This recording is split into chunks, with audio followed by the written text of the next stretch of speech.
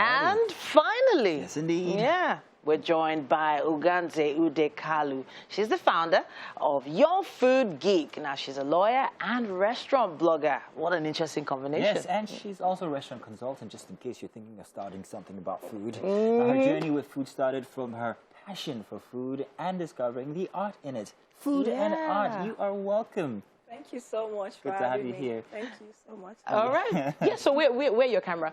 We are so yes, because we understand. I know your camera work is amazing. Yeah. Have you seen that page? I've seen your page. Fantastic work on there. Are you also a photographer?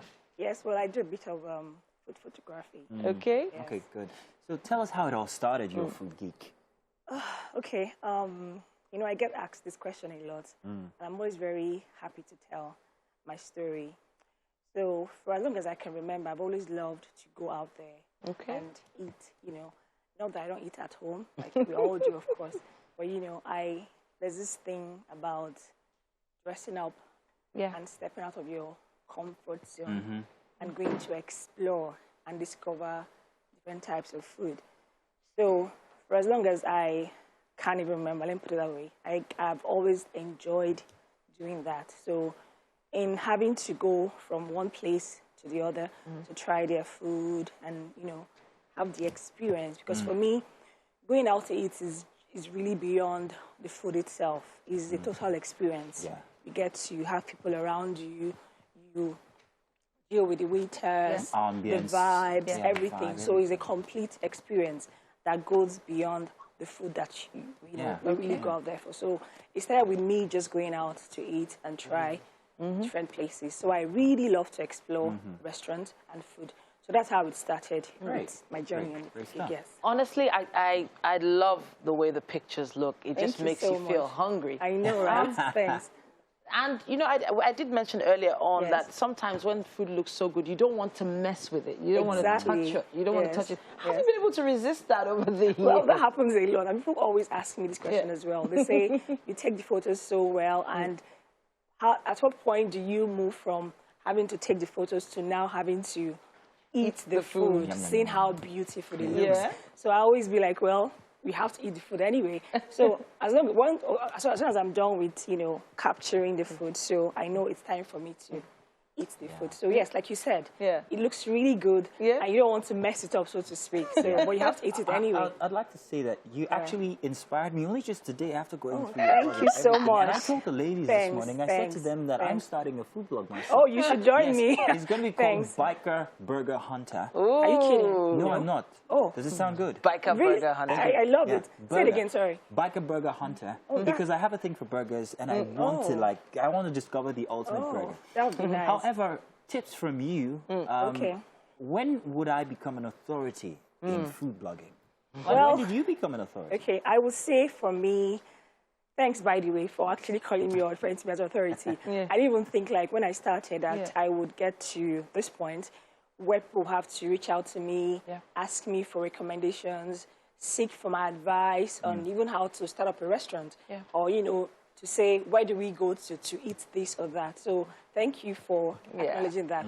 So how did I become an authority? I think just with everything you do in life, if you're able to bring value, if you're able to create trust, if you're able to be consistent at whatever you do, people tend to just, you know, look up to you in that area or industry where you're operating from. So I think for me, I was able to bring value to the table for both the restaurant owners and diners, like maybe, let's say, you and I, you know. So helping them create visibility, that's on the part of the restaurant owners. So I bring value to them, and I also bring values to people like me in the past, where I wonder, where do I go to get social things? So we're able to bring value, and I show up every day with the value that I bring on all my social media platforms. So that's consistency, and they trust my judgment. So I think with value, trust, and consistency, you can become an authority. You've turned something that wasn't considered an occupation into something really grand. Thank you. And I have to say, you're like a social entrepreneur. But when did you start seeing this as a business? When did it move from hobby stage to business stage for you? Okay. So I still see it as a hobby, seeing that I enjoy doing it. It's so much fun. You know, when I tell people that I'm going out to eat or hey, there's a new place I want to go discover, there's this joy for me. They don't really relate. So it's still a hobby for me. It hasn't moved away from being a hobby. Okay. Now, when did it become like, let's say, business-like and everything? Now, when people started to reach out to me to recommend to them where they should go to, when restaurant owners started to reach out to me to say, we want you to come on board, we're opening this place, when do you want to come, we like your audience, we love what you do. So I started to say, okay, it's time to make something out of this hobby of mine. I used to always say I moved from passion to portfolio, where I'm able to get paid for what I enjoy doing. So when they started to reach out to me, passion to portfolio. Yes. So when I moved from it just being a passion for me to being a portfolio, so I started to, you know, put a tag to it, monetarily, so to speak. Yeah. So I think that's how best to answer that. I'm thinking about, you know, family and friends. When, you know, they heard that, you know, you wanted to take this on seriously. You know, did they, in quote, laugh at you and take you on seriously? No, not at all. Really? Yes, absolutely. I can see them being supportive. Really? Because of all the free food? Exactly. Not necessarily, but because they see how much I really enjoy doing it. Yes. Now, regarding that now, we've talked about the business angle and you starting and everything. Let's talk about this and your personal life. How has it affected you? Has it affected you in any way? Well, food, we all know, if you consume plenty of it, it's small wahala. You know what I mean, yeah? Yes, I think so. Do you have those concerns? No, not really. For example, I'm very particular as to where I eat, even though people see that I eat almost everywhere. But it doesn't always, not always like that. How I can say it has affected me, let me not pin it down to health-wise, just speaking generally. For instance, I'm here today based on what I do. I didn't think a day would come where people want me to, you know, come talk about it even, or want to give me audience as to, like, I mean, it's food. What's so special about food that we haven't heard or already know? So I think in so many positive ways, it's really affected me, so to speak. When I say that loosely. I've met a lot of people in the course of what I do, like a lot of people really. I can't begin to explain that. So what's the most exotic place you've been to in order to take a picture of some really good food? The most interesting place, maybe not exotic, but the most interesting place that comes to mind. Okay, like let me put Lagos in the picture. There are so many beautiful and amazing restaurants in Lagos. And if you will agree with me, there's almost every restaurant on every block in Lagos. Like they spring up like, what's that word I would like to use? They just really literally spring up at every corner. So, and if you notice, they pay great attention to ambience these days. So I can't really point one and leave the other. Majority of them, are really exotic. And, well, let me use the word you use, exotic. They are really beautiful. So it's always amazing to take pictures in those spaces. I wouldn't want to go mentioning names. Okay, but what about places? Places you never thought you would visit? Like restaurants, you mean, right? No, I'm talking about locations. I'm talking about countries here. You've been yes, I have. Oh, wow, yes. So if you're going to rate these other parts of the world that you've been to with the instance here in Nigeria, how would it be? What would it be? Said again, sorry. If you're going to rate the hospitality of these other locations, these other countries, to what we have here in Nigeria. To answer the question, we now understand better. I've got an invite from restaurants in Cape Town and Johannesburg, to come review their restaurant.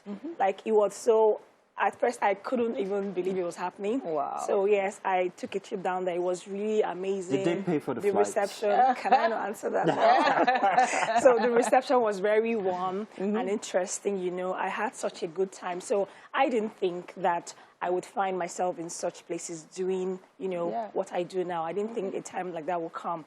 Now, how can I rate hospitality business generally? I think they've done such an amazing job. Like, over the years, things have changed in terms of hospitality. In Nigeria? Yes, in Nigeria and across, really. But, you know, the thing is that people, when they think of hospitality, they tend to just think of only food and beverage, restaurants. But there's so much more to it. Like, you will agree with me now that traveling and tourism, they've really picked up. Those are still part of hospitality. People want to explore the world. People want to see the world.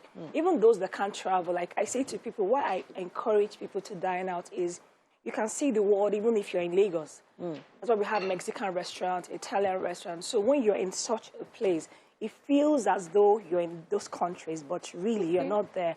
So you get to experience their culture through food.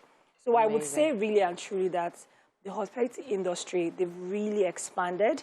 And everybody's interested in the business because really there's money in it. I love the smile that came onto her face. So everybody is looking to do something in relation to that. So really they've really expanded, they've grown. Everybody's interested in hospitality business now.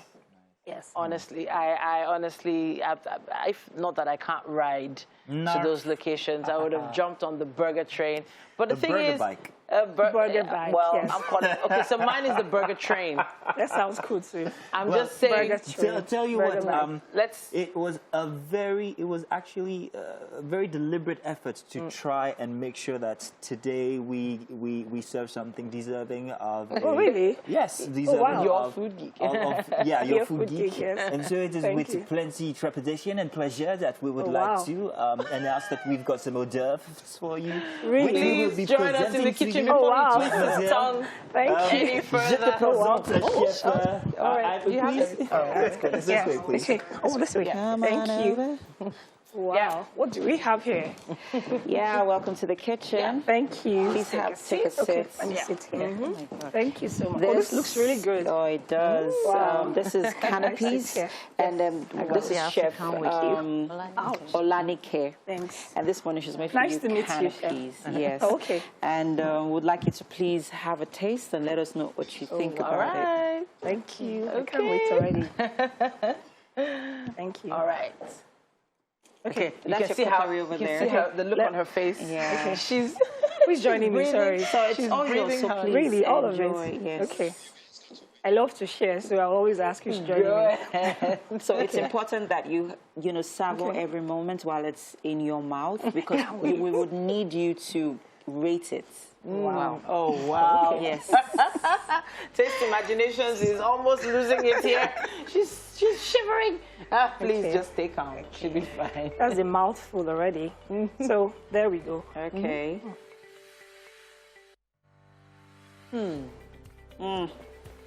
Tastes good. So love it, like it. On a scale of 1 to 10. Have a drink to go with it.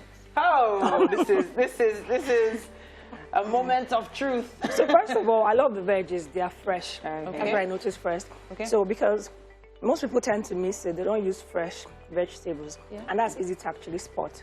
Okay. Yeah, so I felt the crunchiness from the food. Yeah. So making me believe that it's very, very fresh.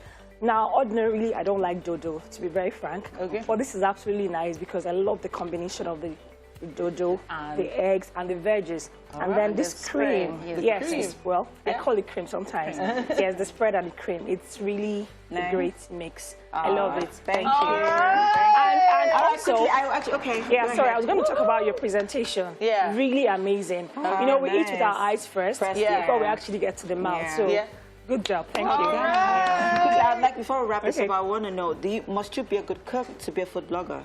Absolutely not. Okay. No, you don't have to be. Probably don't even have to. No, I cook very well, though. Let me quickly add that. Thank you. All right, thank you so much. At this point, we have to wrap it up on today's Thursday edition with this artistic food, all the art and everything we've talked about today. It's been amazing. Tomorrow is Let's Friday. not forget Mazino. He's still on the couch. Yeah, Mazino. And that's it for today's episode of Hell's Kitchen. No, I'm joking. In any case, thank you, Food Geek. It was great having you. Yeah. All right, great stuff. Thank you so much, Chef Olanike, for this. Olanike, thank you so much. 7 a.m. sharp. We will be right back here on your screens. Don't forget, Your View is next. And tomorrow's game day, so don't miss it. Have a fun day.